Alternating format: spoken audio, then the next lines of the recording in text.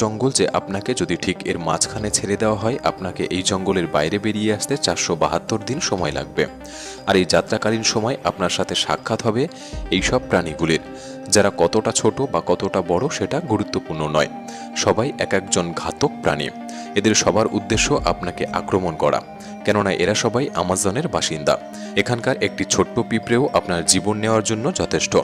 এই জঙ্গল আমাদের পৃথিবীর এমন একটি জায়গা যে একাই 55 লাখ স্কোয়ার কিলোমিটার জমি নিয়ে গঠিত।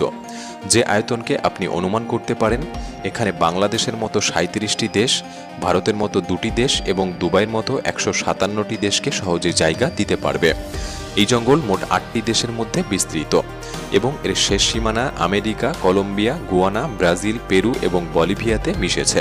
একটি বিষয় ভেবে আপনি বেশ অবাক হতে পারেন যে আমাদের গোটা পৃথিবীর জীবিত প্রাণীরা যে শ্বাস নিয়ে বেঁচে আছে তার 20% অক্সিজেন এই আমাজন জঙ্গল থেকে আসে।